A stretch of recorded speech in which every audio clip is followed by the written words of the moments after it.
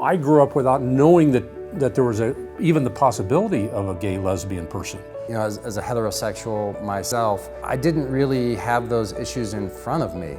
I don't know that I even knew these people existed. The issue that was so predominant for our church as I was growing up, what was commonly called the gay issue. I was certainly raised with a belief that homosexuality was a sin. It was an abomination. An abomination was our fancy word for the worst of sins. That I'm broken, they're broken, we're all broken in different ways, and this is their brokenness. All we know is what the pastor teaches us. And so I recognize the fact that a lot of people just don't know. And a lot of pastors are just regurgitating what their previous pastors said. What really changed for me was being in ministry. Through the years pastoring, I obviously began to meet gay and bisexual and intersex, queer, transgendered people. I don't remember any of them being the monster that I had abstractly been warned that they were. As they actually embraced who they were and celebrated as something that God brought about as a part of God's miraculous variety, we saw really healthy lives, not lives falling apart. None of what I had been taught about this was fitting with the reality on the ground. And I decided to do a Bible study on the topic of homosexuality. It was the first time in my life up to that point that I had ever studied the topic. I could quote scriptures about it.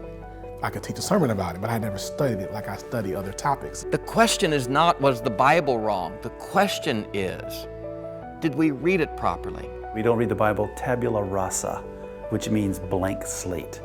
We bring all of our family system into our reading of Scripture. We bring all of the social expectations that people have. These particular verses, and there's around 6 or so of them, don't seem to be addressing our situation at all. We've gotten stuck into ruts kind of assuming what they say, and we need to think more clearly. Divinity school, I discovered that there was no reason to believe that God doesn't simply love everyone. After I finally realized that these passages don't mean what most people say they mean. None of these passages are describing what LGBT Christians are asking about today. I knew at that point that my ministry had to change.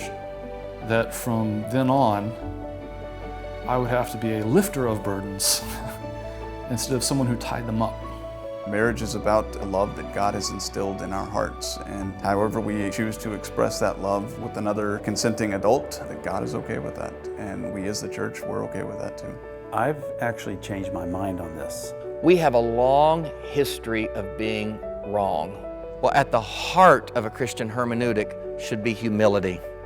You know, God created some of us this way, some of us that way.